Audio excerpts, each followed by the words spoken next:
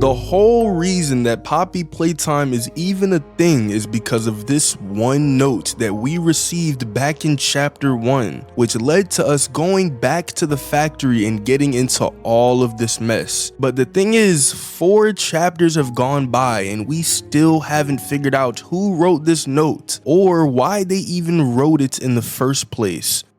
But that's exactly what I'm going to be figuring out in this video. So let's start with the writing on the note, which says, "Everyone thinks the staff disappeared 10 years ago. We're still here. Find the flower." But alongside this note is a VHS tape called Vintage Poppy Commercial, which is the very first tape that we see in chapter 1 before we even enter the factory. But the thing is, why would some random commercial be helpful to us? Well, that's because it seems like the tape was altered, as in it we do see what seems to be the normal commercial, but then it glitches to the flower, which we see Poppy was kept in at the end of chapter 1. So whoever gave us this note in VHS tape clearly wanted us to free Poppy, as going in there would have literally no other purpose. I'm pretty sure they didn't want us to go look at Poppy like she was some sort of zoo animal, but if Poppy was stuck in the case, then who else could have wrote this? And why wouldn't they just free Poppy themselves? Well, it's possible that there were some ulterior motives behind this note, because before we answer who wrote it, we have to know how in the world they even got our address, as alongside the note in VHS tape is a package that we can assume for now was sent to where we live. If we think about who we ended up meeting in chapters 1, 2, 3, and 4, it's kind of hard to tell who could have known where we live, because Poppy was stuck in the case, so she couldn't have done it. Doesn't seem to be Kissy, doesn't seem to be Huggy, doesn't seem to be Doughy or one of the Safe Haven toys or Yarnaby or any of the other good toys that we've met so far. But considering the fact that the prototype and Harley Sawyer are working together, this would make sense as to how the package was sent to us, because Sawyer got the Omni hand from the warden, which would give him access to employee records kept at Playtime Co. So he could go into the records, find where we live, send the note and the tape to our address, and boom, we'd be back just like the idiots we are. So if either Sawyer or the prototype wanted us to come back to the factory, then the question becomes why? Well, if you realize that pretty much every single time that we've seen the prototype up close and yet he still hasn't killed us, then you can see that the prototype needs us alive for some reason. And when we pair this with the tape called Time, we can start to piece together that Sawyer and the prototype are working on something very interesting down in the labs that might require us. We just need more time to perfect the time.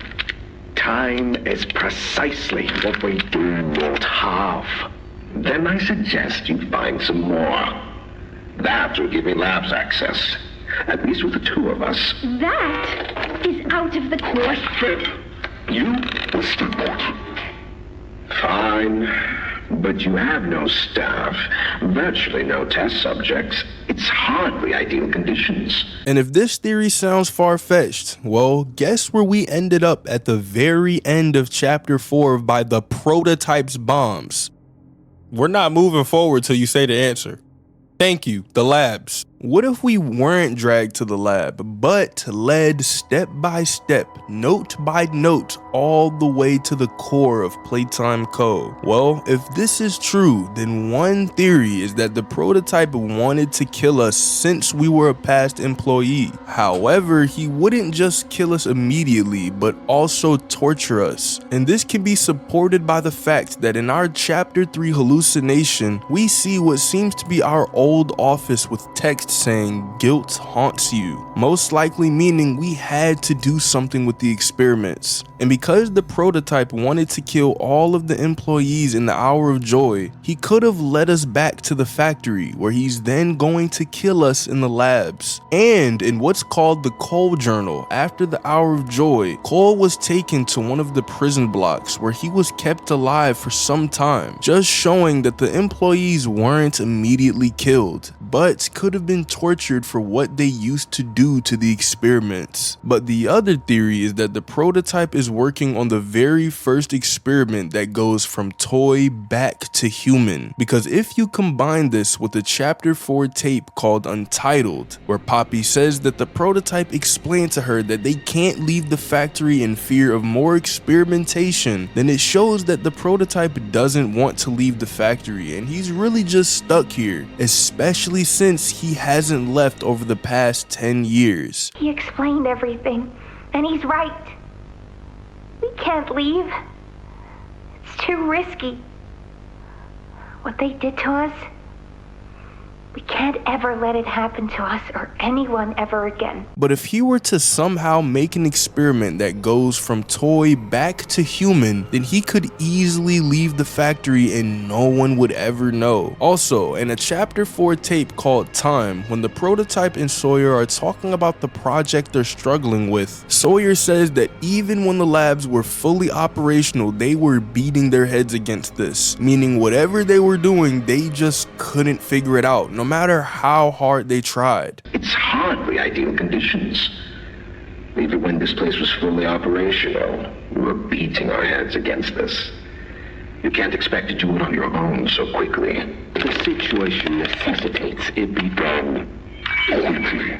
And so, since we know that the scientists were extremely good at taking humans and putting them into toys, then something that would be extremely hard for them would be taking the toys and putting them back into humans. And we know for a fact that they were extremely good at making humans into toys, because they went from toys like Boxy Boo, who would literally just eat whatever was put in front of him, to then making Doughy, who was literally made up of 3 kids in one body. And he managed to eat double of what was in front of him. But what's even scarier is that if this theory is true, then it seems the prototype figured out exactly what he needed. Because in chapter 4, when we make it into the room where Harley Sawyer was kept, we kill him pretty easily, as his robots aren't that powerful and all we had to do was take out his Omni chip. And the only other thing that could have stopped us would be any of the bad toys or the prototype, yet none of them stepped in either. So like, what's going on? But somehow, right after activating the gas to explode the factory, a bunch of nightmare critters show up and the prototype takes our bombs. And I made the connection that Ollie sounded like Dora the Explorer, and now that he's revealed to be the prototype, he wants to act like Swipe, or whoever, Swipe or no swiping, whatever who he is. So why wouldn't the prototype do the exact same thing with Harley Sawyer in order to keep him alive? Wouldn't he need Sawyer in order to figure out whatever it was that the prototype needed so badly? Well, that could be because he already found out how to do it and will be experiment number 1. But what do you guys think?